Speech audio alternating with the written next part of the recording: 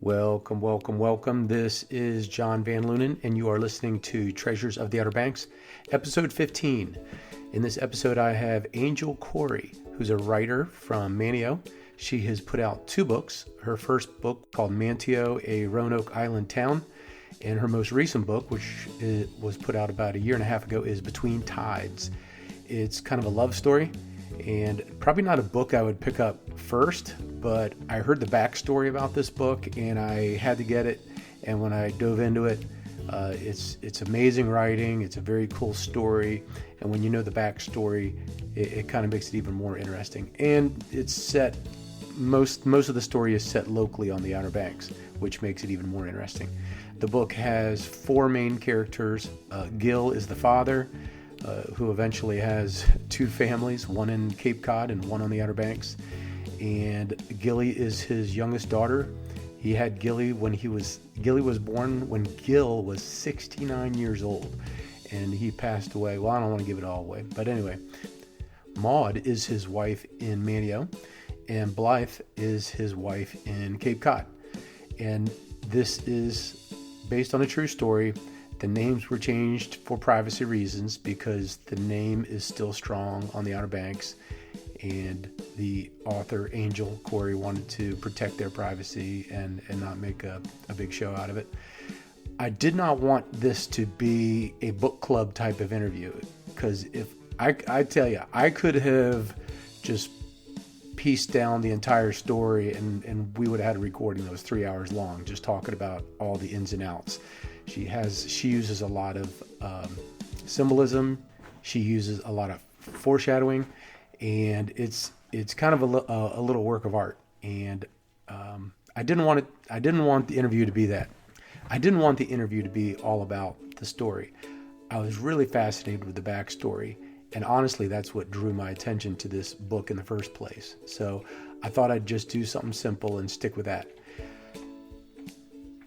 The interesting thing that Angel told me during the interview is that she wrote this book for herself. And then at some point, somebody told her, you need to publish this thing. And so she went back, changed a few things around, polished it up, and there you go.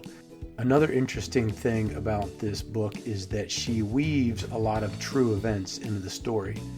And in fact, she also weaves in some quotes, some common sayings for the day, and that type of thing.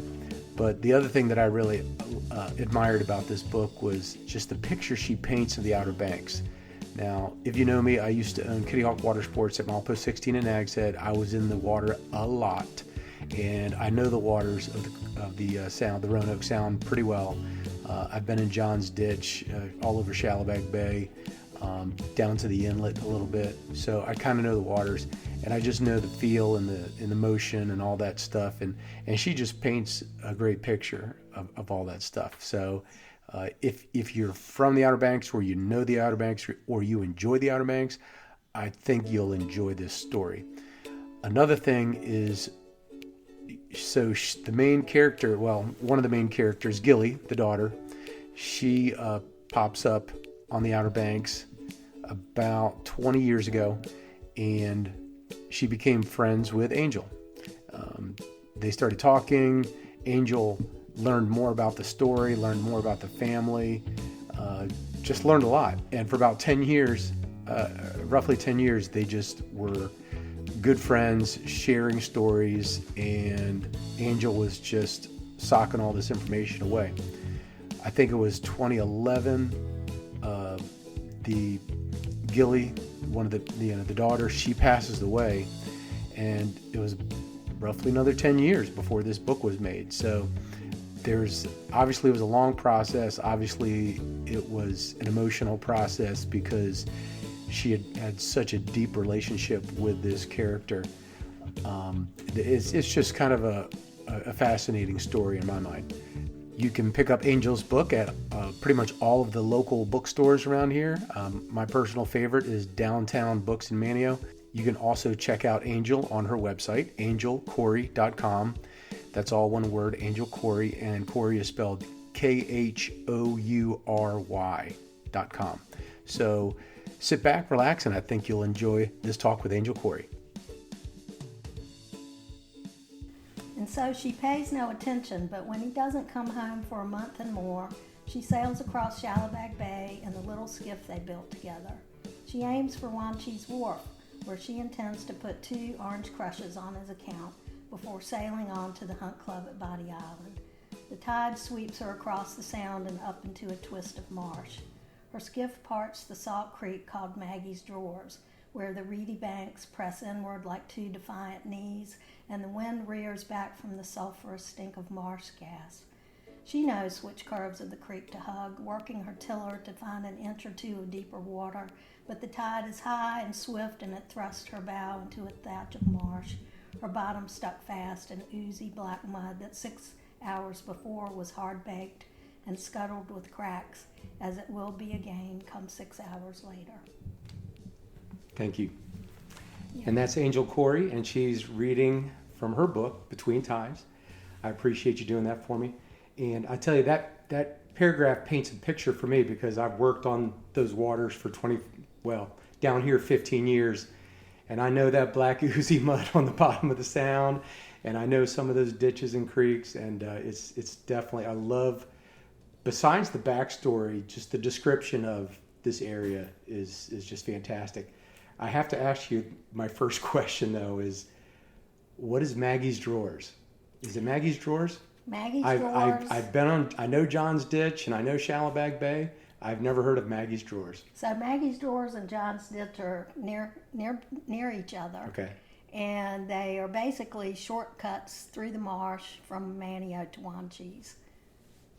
Do you think it still exists, or is it? Yes. Okay. Yeah. It's still there. Yeah. All right. Maybe it's just one of those branches off or something like that. And they change a little bit. But Yes. okay. So let's see.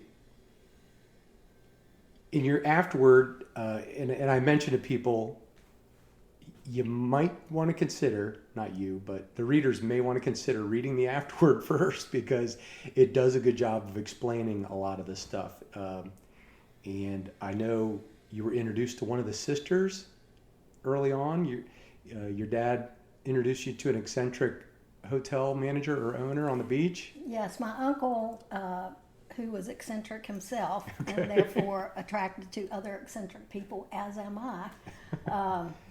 He always stayed at the Wilbur and Orville Wright, and he took me in the office to meet this woman he thought was so interesting. Yeah. And she ended up becoming my next door neighbor for a while here in Manteo. Okay. So you got to know her pretty well. Mm-hmm. And by the way, before we get too far into this, I'm going to say that we are not going to use their real names. Gilly is not Gilly's real name, and neither is Gil, but that's what we're going to go with from here on out for privacy reasons. And that's okay. So you met the sister, you got to know the sister. Was this sister bitter at all about her father? So I never really talked to that sister about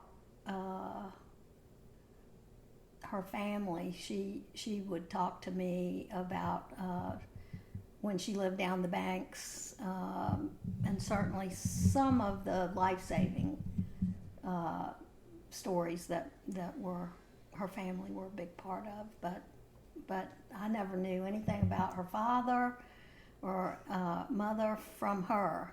Right. And it was when I was researching the book on Manteo, and I had an event at the History Center and asked people to help me identify photos or bring photos. Mm-hmm. And this very petite older woman, turns out she was 80. She had been away from Manteo for 60 years and had moved back, and she came in with photos, and immediately I recognized the man in the picture because I had started a separate file on him. Right. Because I kept coming across things about him when I was researching the Hotel Roanoke and the Tranquil House and so forth. And so I really didn't know why I was stashing things away outside of the parameters of the Manteo book. But anyway, so there's this lady with this picture, and she said, "This is my father, and I'm really bad at math, And I'm thinking he was born in 1849. I'm not really sure. Are you just like confused? Right. Anyway, she said he was 69 years old when she was born. Wow. And so we immediately hit it off, and she was very interested in what had happened in Manteo since she had been gone, and very excited about the revitalization of the town. And we just had a lot of things that we enjoyed talking about. Mostly I talked to her about her own history because she was so amazing. Yeah. She was a volunteer in the Red Cross in World War II and had gotten a Bronze Star. And so I mostly was talking to her about her World War II adventures. And that's in the story, right? You wove that into the story. Yeah, and that was not in the book. The book was finished, and it made me sad that that part wasn't in there, but I didn't know how to do that, Right. Fictionally, because of the timeline for the novel. So I thought, well, if you do, you can do flashbacks. I'm going to do a flash forward kind of thing, Right. and have the two women, Gilly and the first wife up at Chatham, Blythe, have them imagining what might happen to her in the war, which actually is what happened to her in the war. Yeah, a flash forward. I get it now. Yeah. And so, you talked about what she's like. Was she bitter at all? No, she in fact, one time she cried and she said, "You've given me my father," because she was 6 when he died, and there was a lot of family lore that I actually discovered was not true. They thought he was kicked out of the life-saving service for refusing to go out on a wreck up at Chatham Beach, and that wasn't true. And so she seemed to find great joy in talking about him and remembering him.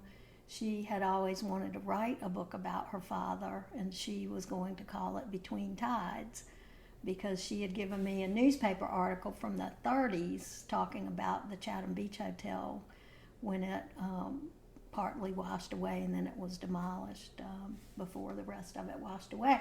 And the newspaper story talked about how her father had disappeared between tides, and she thought that would be a great title for a book. And so she said, "I'll give you my title."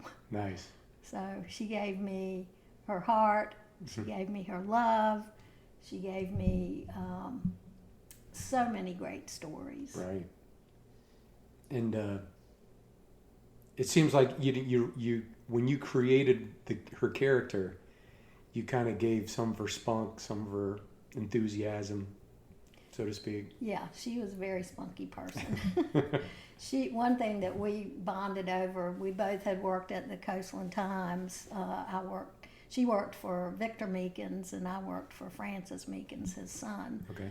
And Victor was the Dare County Sheriff, and she was made his deputy. So, I mean, she was amazing to me. Right. She was a deputy sheriff, then she goes off to the war, and she's living in the tent hospital, Wow. tending to wounded soldiers, and her leg gets broken in a bombing, and she refuses to be sent home. Wow. And comes up with this idea, give me a cast like the Brits with the metal cleat on the bottom, and so she got that. I mean, she refused to go home. Right. That's amazing. And where was she for 60 years? Where was she living for 60 years? She married a college professor, so she lived in Ohio for many years, and then they retired to Florida. And when her husband died, then she moved back to Manteo. Gotcha. Yeah. Okay. And at what point, you did a lot of research for this story, yeah? I have 2 filing cabinet drawers of paper, and I have a database with about 600 records. Wow. That is searchable. So I did a lot of research for the book. And then the other part of it, which my late husband Daniel he gave me a lot of freedom to write and to research, but I think at times he kind of wondered, what is she doing?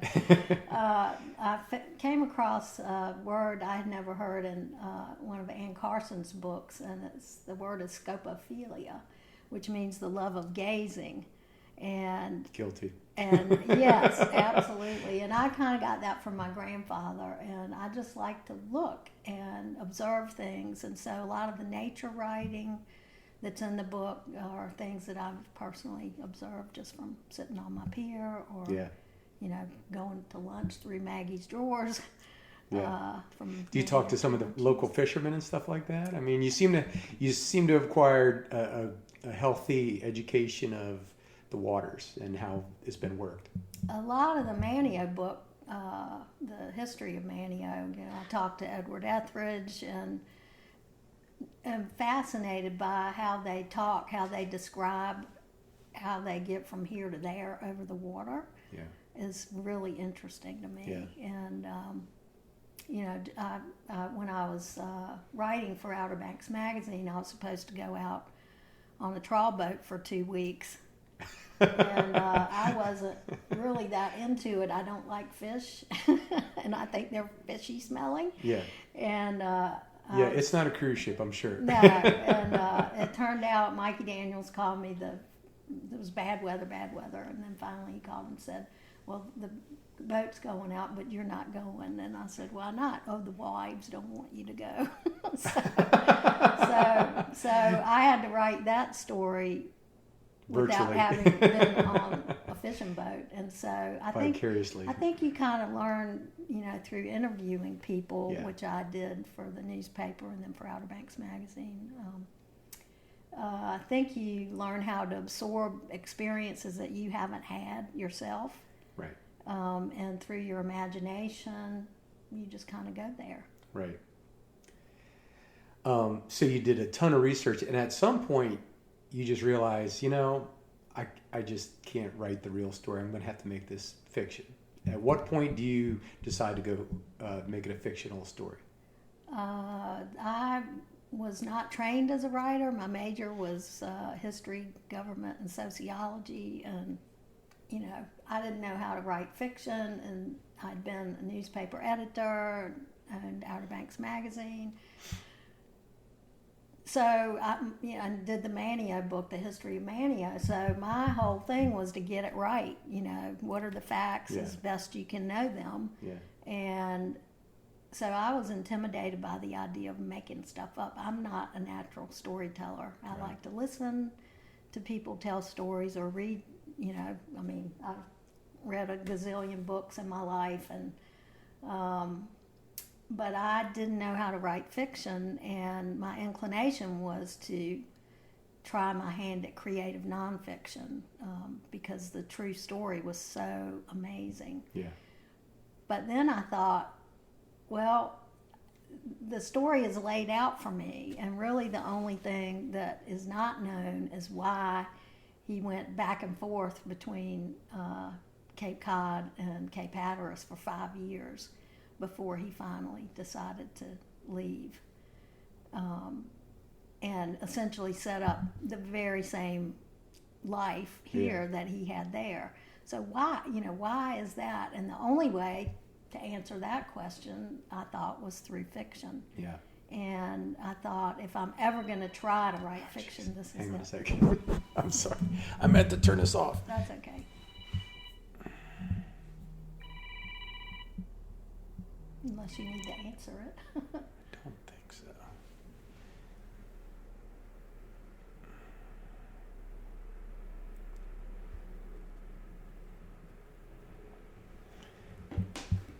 Okay. So, right, it was the only way to do it. Well, let's see. I don't know why I thought of this, but I'm sorry. I just remember I was going to ask you if his Cape Cod wife. I was going to ask you if his Cape Cod wife knew about it, but I recall that you wrote, or even in the afterword, it's in the story and in the afterword, she did come down to get him. But I guess there's some ambiguity of whether she dragged him or, what. But I guess the whole story is just kind of funny because she did come down to get him, and in the end, he just turned around and came back anyway, right? Right.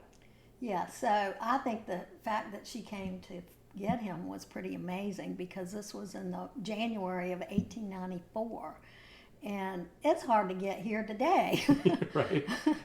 And she and her niece, who lived with her, came down and took him back home. That's crazy. And I don't know if he went willingly. I don't know if he went reluctantly. I made up what I think he, what his feelings were about it. It's sort of like shrugging of the shoulders, like, okay, you got me. So I have in my notes origination. Did we go over that already, or do we want to dig into the story more, or how Gilly kind of just brought it up? Did she just mention, oh yeah, by the way, maybe you heard of my dad, or did you find out that he had 2 families or something like that? I didn't hear the phrase "the man with 2 families" until I went to Chatham for 4 days. Right. To do research and went to their equivalent of their Outer Banks History Center, the Atwood Museum. And the lady said, I just said, do you have any information about this person? And she goes, oh, the man with 2 families. Like, yeah, people ask me about him every day. And there again, he was born in 1849, died in 1924. And so... And when you went up to Chatham, obviously you get the access to all the research through their history department, but also isn't there just getting the lay of the land and seeing what it's like, are you kind of comparing it a little bit to the Outer Banks to some degree? I think Gil certainly thought of it as comparable. I think he saw in the Outer Banks what he was mourning at Cape Cod, the loss of habitat, the overhunting that was going on at that time, all the forests maritime forests that had been cut down so that buildings were so-called sanded. They would say, oh, the hotel over near Jockey's Ridge was sanded, which that meant, there was sand in the rooms up to the windowsills.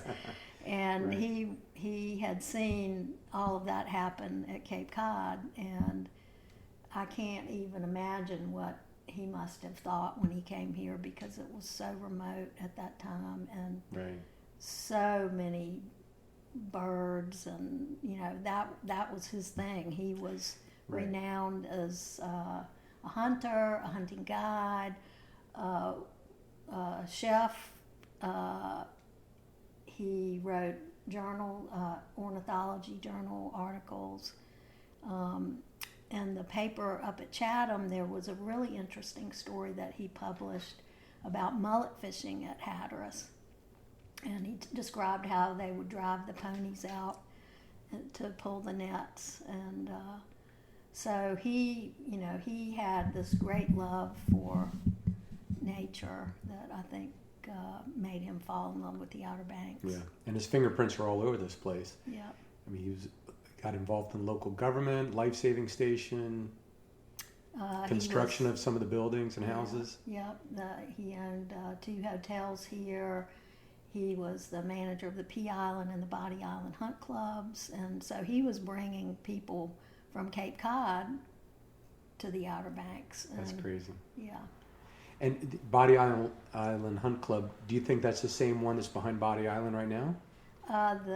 The lodge is now on the ocean front in South Nags Head. It got moved. Okay. So I don't think any of the original buildings. Because there's a hunt club back behind the lighthouse. I just wasn't sure if it was. It may be. I don't remember. It may be part of it. No problem. So the amazing part of the story is how you weave real events with fictitious events. And do you want to go over a few parts of the story that are definitely true? Sure.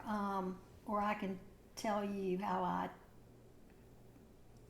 twisted them a little bit. So, Sure. for example, the rescue of the E.S. Newman is very famous. It was the Pea Island life-saving station, which was the all-black station. Right. And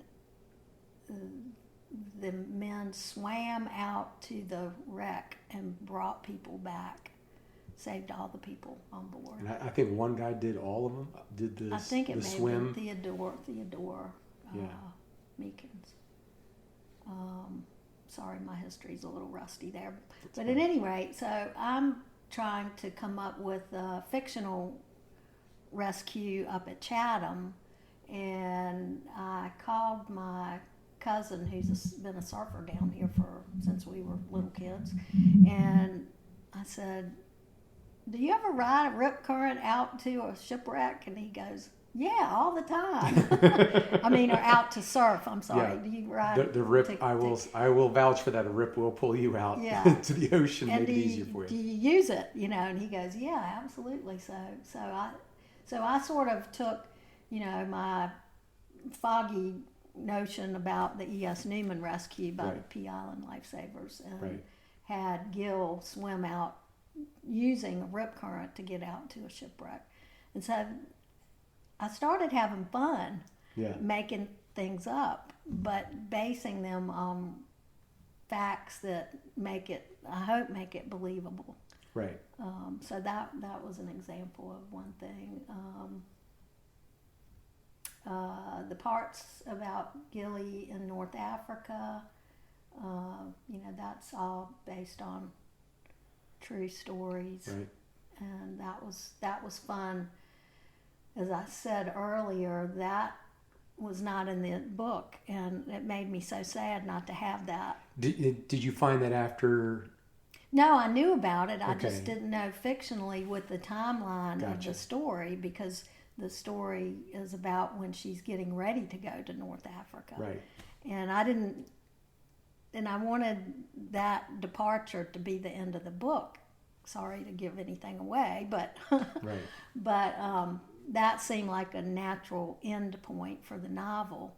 And so then I didn't know how to get the World War II stuff in there. And then I thought, well, they're going to just imagine. And I think one of the things, so I never thought this would get published, because Really? who am I? I don't know how to write fiction. Never done this.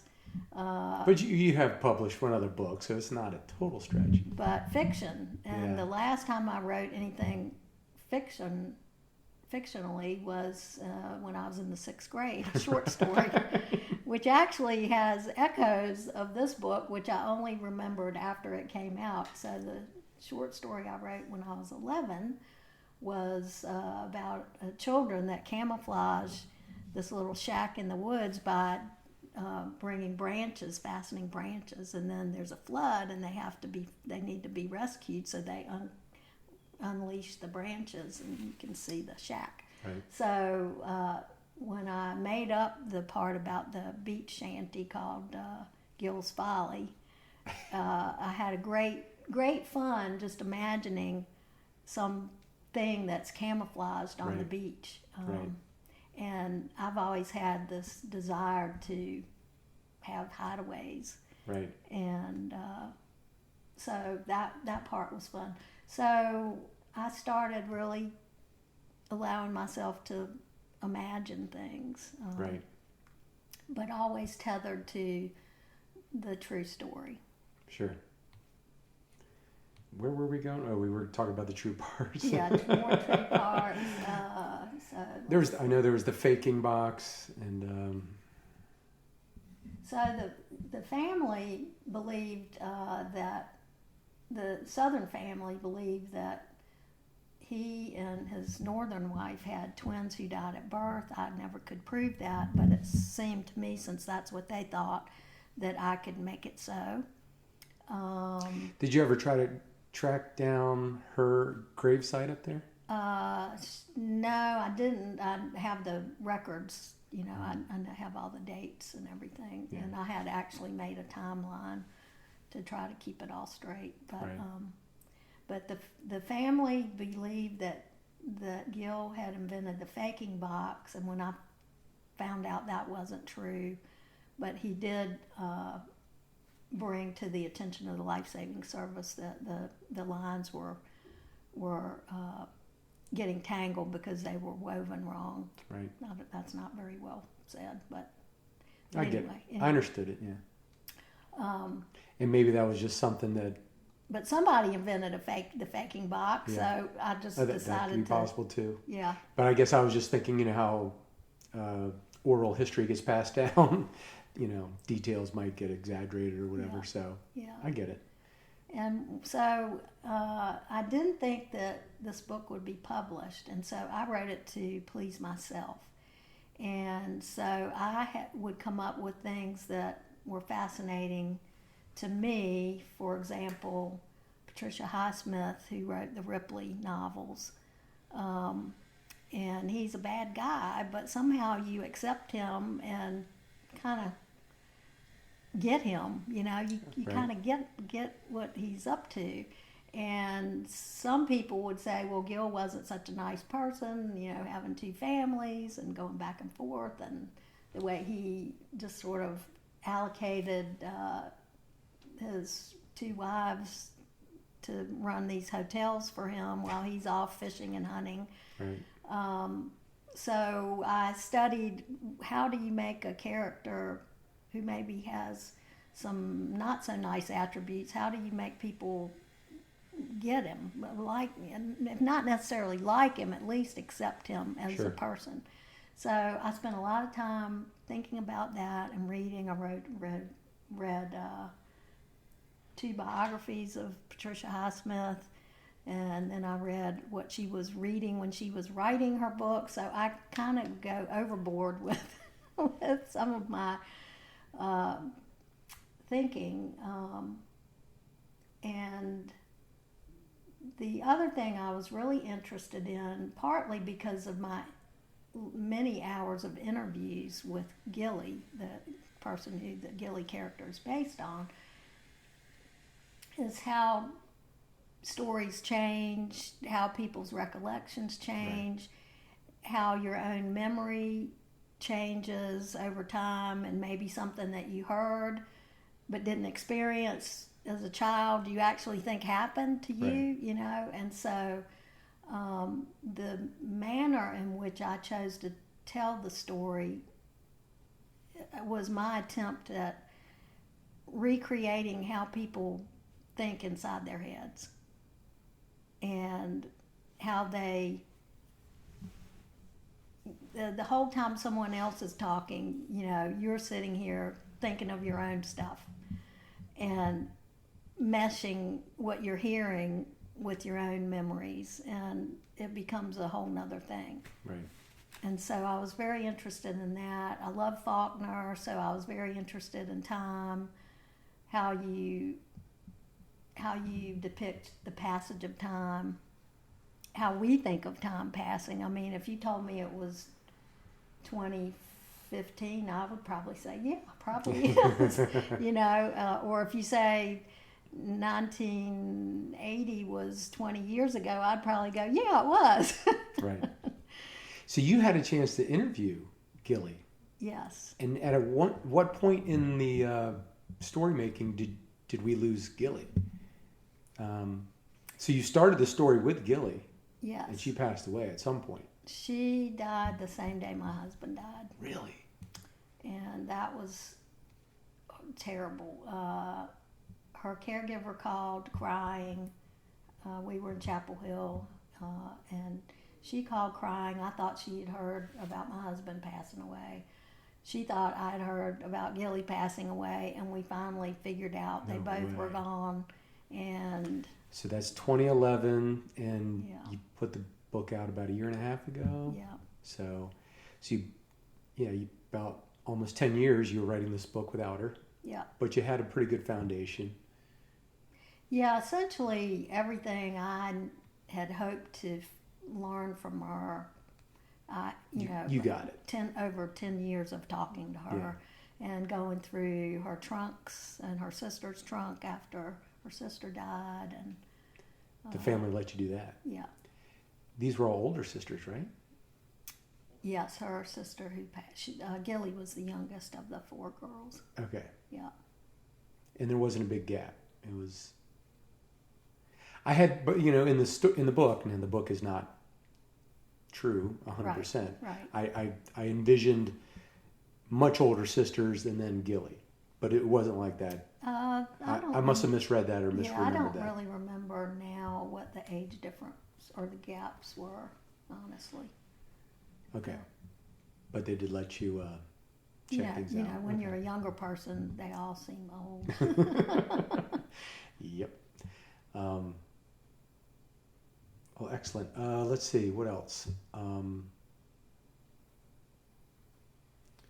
Some of the things, it was interesting to me, some of the things from my life, how they got into the book. For example, I went to Randolph-Macon Women's College for a couple of years, and I met a girl not too long after my time in college, and she trained Tennessee walkers, she trained bird dogs to hunt, and she hunted and did taxidermy, and I just was fascinated by her. And right. So when I'm thinking about Gil and I'm trying to imagine his daily life, what that would have been like, I knew that he loved birds or was really right. interested in birds. Right.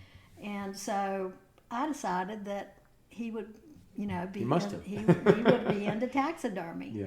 And so that whole thread that goes through the book, that was interesting. And it probably, now that you're saying this, it probably played well to the character because in real life, he was kind of a man of many talents, right? And yeah. So why not load him up with some talents in the story yeah. to just kind of round out yeah. those skills? So I have him fiddling with the birds, dead birds, and she's sitting there, and then I knew a woman who tatted lace. I had to look that up, and I will say throughout the book I had to Google a few things. Yeah. And I had to Google tatting. I had no idea that was a thing. But I'm sorry I interrupted you. Keep going. And essentially, it's like net making, only in miniature. And there's designs, yeah. and some people are trying to tell story, some kind of artwork, well, so to speak. Mostly from my recollection of lace tatting, it would be a doily on a dresser or an antimacassar on the back of a chair or something like that. So I decided that she was going to try to tat things. And she tatted her whole wedding dress. She tatted her dress. She tatted birds. So while he's, doing taxidermy birds, she's tatting over top of dead birds, which sounds very strange, and I guess it is strange. But anyway, right. As I said, I didn't think I was going to get this book published, so I was just having fun, right, making things like that up. But right. But some strand of that came from my own life. Sure, why not? Yeah. And I guess that you live here in Manteo, you live by the water. I'm sure you've met a few fishermen. You could probably relate a lot of this stuff. Dash the dog. Do you know any good Labrador retrievers around here? So that was a Chesapeake Bay Retriever. Chesapeake Retriever. And we had one when I right. was in college. And I don't really know that breed is that common at Cape Cod, but I decided that it is now. It is now. No, that's excellent. Yeah. Any other, and I guess I'm skipping around, but do you have any projects, any other writing projects or any other cool things you got lined up? I don't know if this will ever happen, and I'm not promising it will, but if I write another novel, I'm thinking something along the lines of Peter Matheson's one of my favorite writers, and he wrote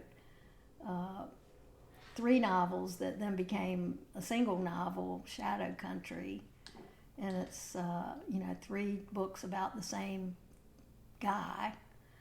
And Marilyn Robinson has done the same thing with 4 books about the same family, and right. and there's so much more that could be said about this particular family that's depicted in Between Tides. And so I've encouraged people to suggest what point of view they would like to see another book. Some people say Maud, the wife here. Some people say Gil. Some people say they are dying to know what happened to Gilly in the war. And so right now the most I've committed to is I want to do some research about the hurricane of 1899, which was so bad that people at Hatteras floated their houses to Manteo. They're still on Highway 64. And that was the year that Maud was determined to leave Hatteras and come and live in Manteo. And that was the condition that she made for marrying Gil, was that she could get from Hatteras Island to Roanoke. And do you think, is that little nugget a true part of the story? That part's true, but I started thinking about how much did that 1899 hurricane that's where I was going next. Affect her desire, as apparently it affected a lot of people, so much so that you'd float your house across the Sound, right? And completely, pull up your whole life. And so I want to do some research on that hurricane. I've always been fascinated by Theodosia Burr, and I'm also fascinated by ghosts. And so, well, tell me about Theodosia Burr. I'm unfamiliar. So I have this idea that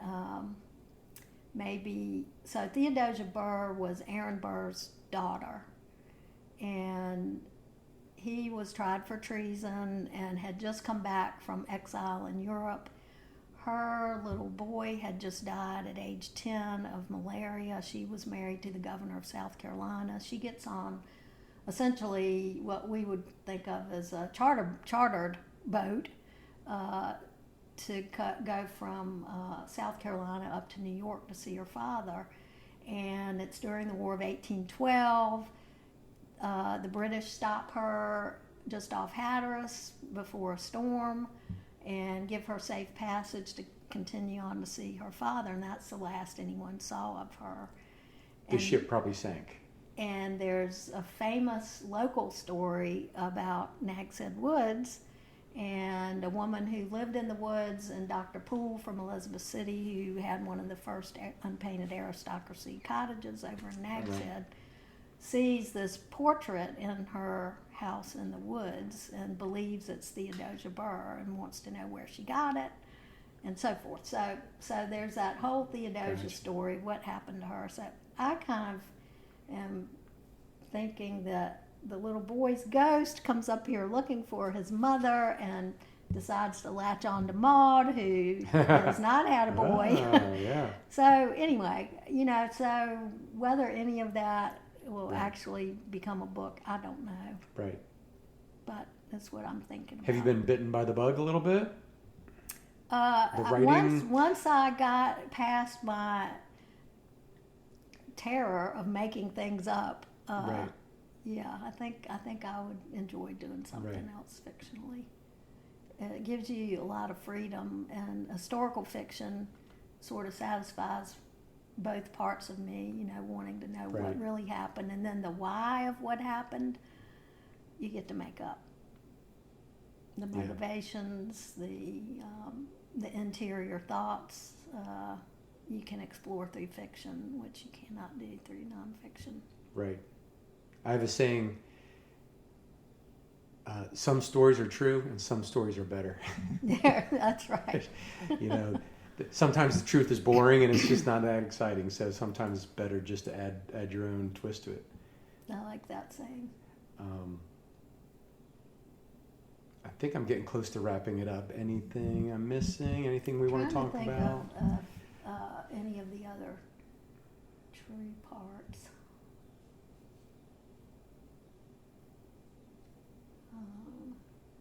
I liked, I'm reading the book, and it was almost at the last paragraph of every chapter, there's some kind of foreshadowing, and I said to myself, that's foreshadowing. I know that's foreshadowing. And the next chapter, it's like, doggone it, she did it again. There it is again.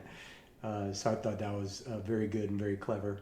A lot of symbolism, as you know, like I said, it's a very poetically written book. So the symbolism, not really.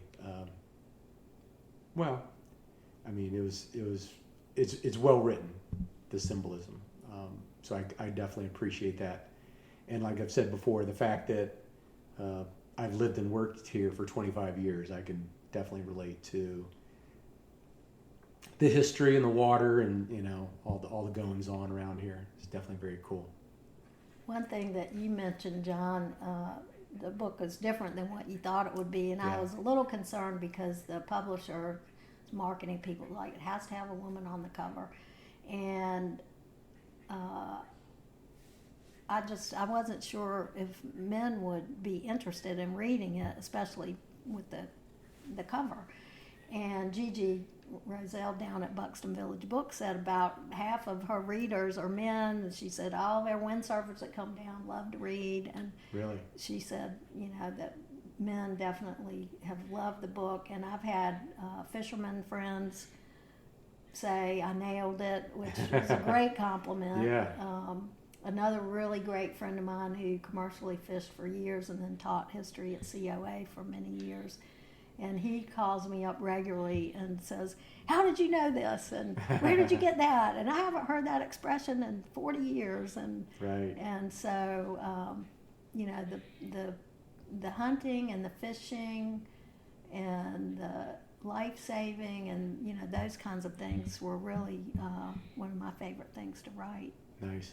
And I guess, you know, having written that first nonfiction book, it's called Manteo, a Roanoke Island town. Mm-hmm. Did I get that right? Mm-hmm. Okay. I mean, you must have had just all the research you did for that must have laid a nice foundation for a good part of the second book, right? Yeah, that's true. And that book's been out of print for about 20 years. So a lot of people have encouraged me to reprint that. And, yeah, I was surprised. There's a couple hardcovers out there for sale for about $400 on Amazon, if anybody's interested.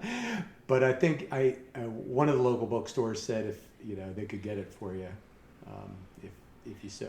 I would like to try to dig it up. I love Manteo, so they would definitely be cool, especially looking at the old pictures and everything. I'm trying to think if there was any other.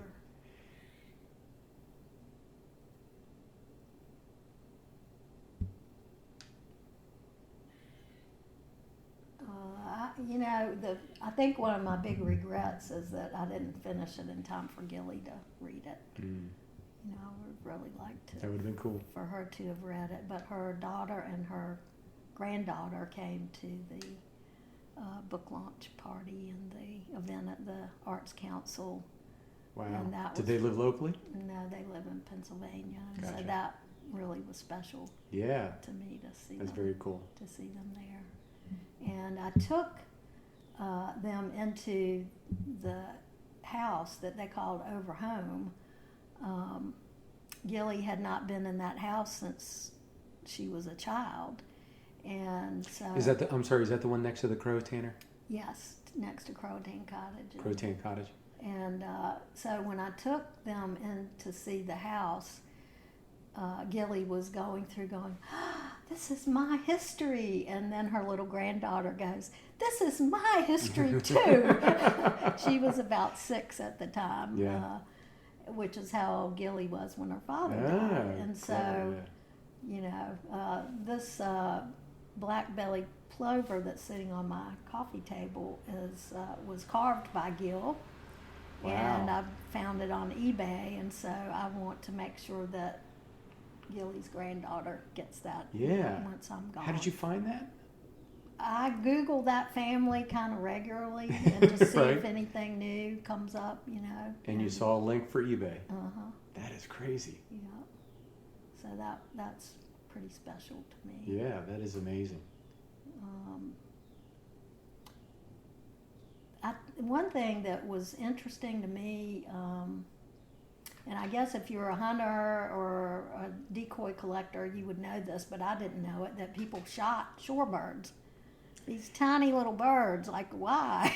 Yeah, and before we started recording, we were talking about that author David Siselsky. I always butcher up his last name, but yeah, he's written articles about back, I don't know, 1900 or something, 1920s. They were just devastating the shorebird population in North Carolina. But yeah.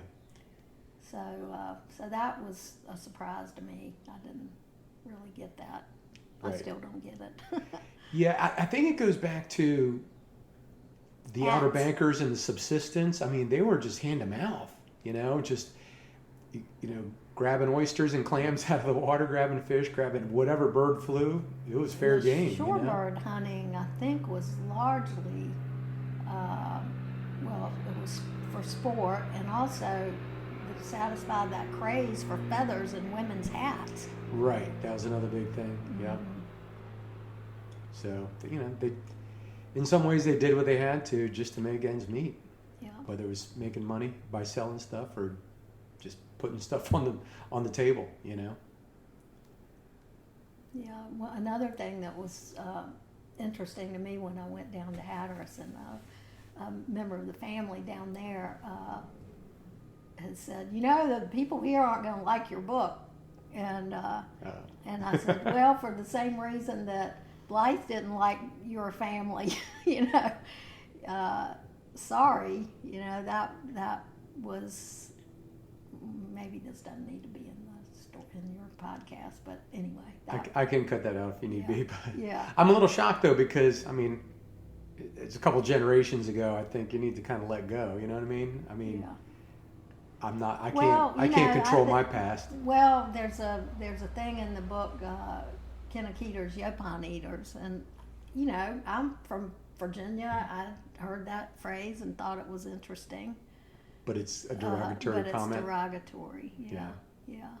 And but having lived in Manteo, I remember one time a friend of mine, she and I rented a skiff from the Causeway, and we were going to go to Nears for lunch and wine cheese. And I had a Manteo ball cap on, and when we got to the dock, I took the hat off before we went in. And David Stick said, "You have to write about that. Why did you feel like you needed to take your Manteo hat off to go and eat lunch and wine cheese?" And I was like, "Really, David?" So,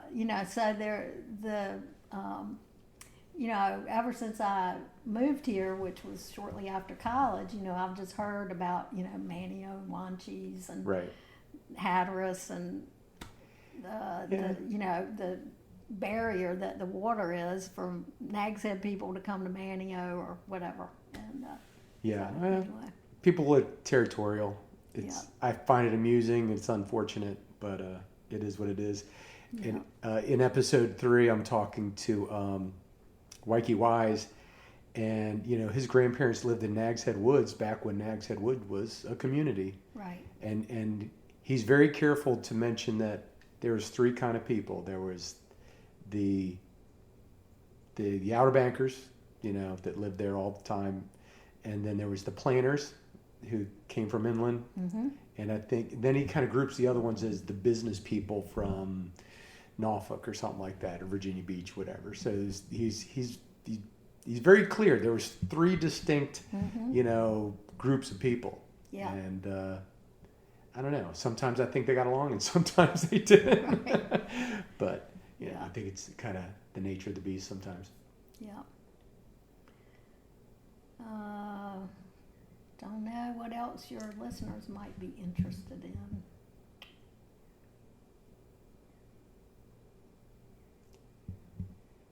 Yeah, I think that's pretty good. I mean, I could go on about the neighborhood here and the history, but that kind of gets us way off base. But I think we talked about the story pretty well.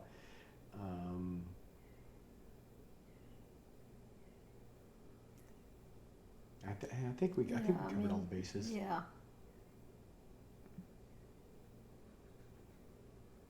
We talked about origination, talked about Gil, the families, the true parts. I think we did a pretty good job.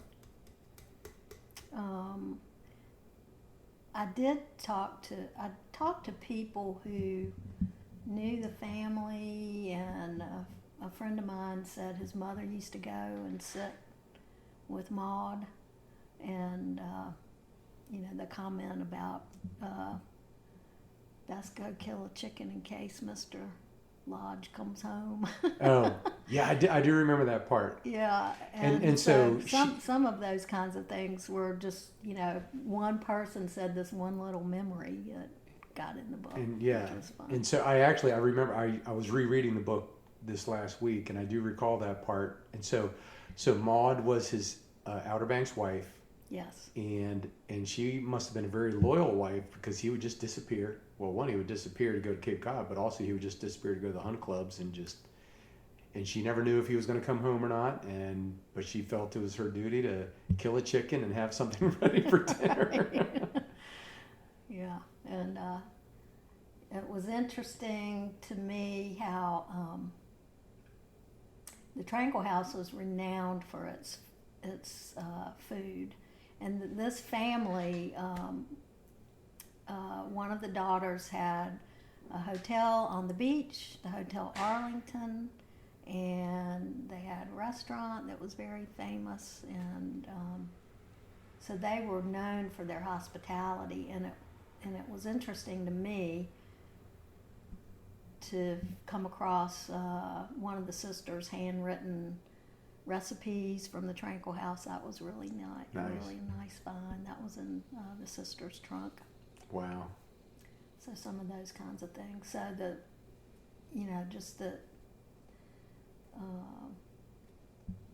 I think it's very cool that they the family opened things up to you to just thumb through and look at. That was so much fun. Right. It was so much fun. There were, deeds from here and at Cape Cod. He owned a cranberry bog up there, and there was just all kinds of random information in there that they had in there. Have you heard that? I swear, I think I saw something that there was a brief cranberry industry in North Carolina. Maybe not here, but in North Carolina. Maybe. But I don't remember. I don't think it. I don't know why it died on the vine, but it died. They used to have turtle corrals and stuff like that up in Wanchese. They had for turtle soup, right? Yeah. Yeah, I saw that. Just send, that was a commodity that was shipped out of I did see that until they became threatened. They had to put the kibosh on that, right? Yeah. Yeah. Yeah, that's true. But what are some other things that were in their trunk? In Gilly's home, which was across the street from the elementary school that I describe in the story, she had to miss school to go to her father's funeral. Right. And a lot of people have said that the funeral scenes are really right on. If you grew up in the South, that was how so? Or just like the after the party, gossip, and people just standing around talking about the dead person, and gossiping while they're and eating, and right. And the Gillies under the table while everybody's talking. And of course, I spent a lot of time under our dining room table. I loved it. Right. And I can remember very vividly that I could just walk under there. Right. It was little. I remember that. I'm trying to think.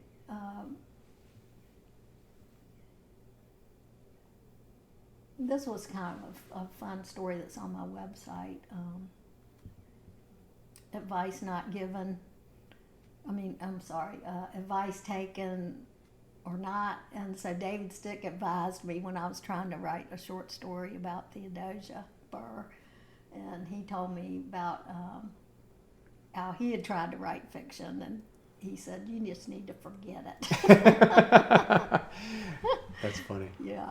And so I did. But you dove right in. You've been to writing clinics or... Well, I had started trying to write this story in 2001. And, I was freelancing full-time then and teaching yoga, and I was busy doing other stuff and Right. just trying to do this on the side. And so by 2009, Sterling Webster, that owned the Ramada Inn, had introduced me to his brother who was here visiting. And I ran into them in Manteo Booksellers, and he said, "You need to go to this Key West Literary Seminar, Angel." And that year it was going to be historical fiction as the topic. And so I talked to my husband about it and decided to give myself a year to try to see if I could write fiction. And took my first writing class that year, and they were very encouraging. Cool. For me to carry on and to finish the book. And a lot of great mentors there. Yeah, because I continued to go back every year or so, and studied with Lee Smith, took a poetry workshop one year, and yeah, I mean, it wouldn't have happened without Key West Literary Seminar. Right. Really wouldn't have. And some of the people I met in the workshop, not to mention the teachers, it was great. Right. So that part was fun. But there again, I go to Key West, I have no idea if I'm gonna. I basically thought if they say hang it up, I was gonna quit. Yeah, there's the door. You would have said okay.